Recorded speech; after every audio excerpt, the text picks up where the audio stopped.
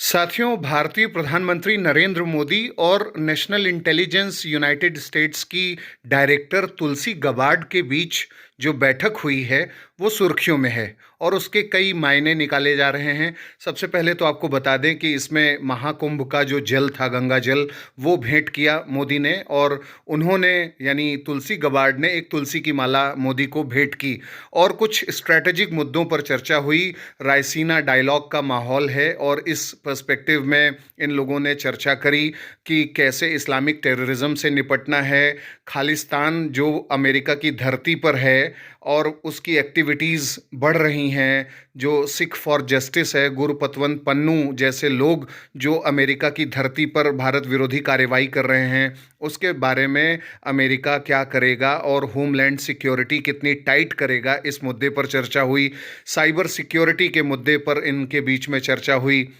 और जो जियो पॉलिटिकल और जियो स्ट्रैटेजिक जियो इकोनॉमिक राइवलरी पूरी दुनिया में चल रही है, इन सब मुद्दों पर एक विशेष प्रकार का मंथन रायसीना डायलॉग के कॉन्टेक्स्ट में हुआ। रायसीना डायलॉग वैसे भी एक बहुत बड़ा मंच है जहां इस बार 2025 में करीब 125 देशों के प्रतिनिधि इसमें शामिल हो रहे हैं और इसमें न्यूजीलैंड के जो प्रधानमंत्री हैं क्रिस्टोफर लक्सन, वो भी भारत के 5 दिवसीय दौरे पर हैं। उन्होंने मुलाकात की है नरेंद्र मोदी से और इनके बीच में एक सबसे बड़ी बात जो सामने निकल करके आई है कि अब ये दोनों देश FTA यानी फ्री ट्रेड एग्रीमेंट पर बात करने के लिए राजी हुए हैं। 2014-15 में इस पर थोड़ा अवरोध आ गया था। 2010 में FTA पर इन लोगों के बीच में वार्ता हुई थी और इसका लाभ मिलेगा। इसका लाभ ये मिलेगा कि जो न्यूजीलैंड से कीवी है, सेब है, मिनरल्स हैं या स्क्रैप मेटल जो हम आयात करते हैं, इन सब चीज़ों पर ड्यूटी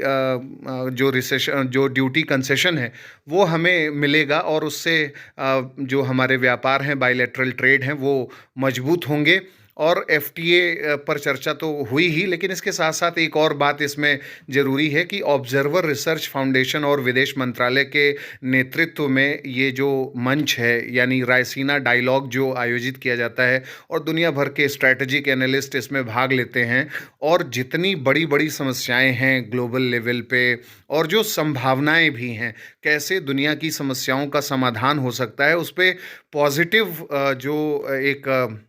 रुझान है और उसके साथ साथ जो सॉल्यूशंस हो सकते हैं वो अलग अलग रिप्रेजेंटेटिव्स के द्वारा दिए जाते हैं, बिजनेस फोरम्स के द्वारा दिए जाते हैं। जो ट्रेड रिलेटेड जो कॉरपोरेट ऑफिसेस के लोग हैं, एक्सपर्ट्स, वो भी इकोनॉमिक क्राइसिस से जुड़ी समस्याओं के समाधान की बातें बताते हैं। तो ये एक बहुत ही महत्वपूर्ण मंच है जो अब इस पर चर्चा हो रही है।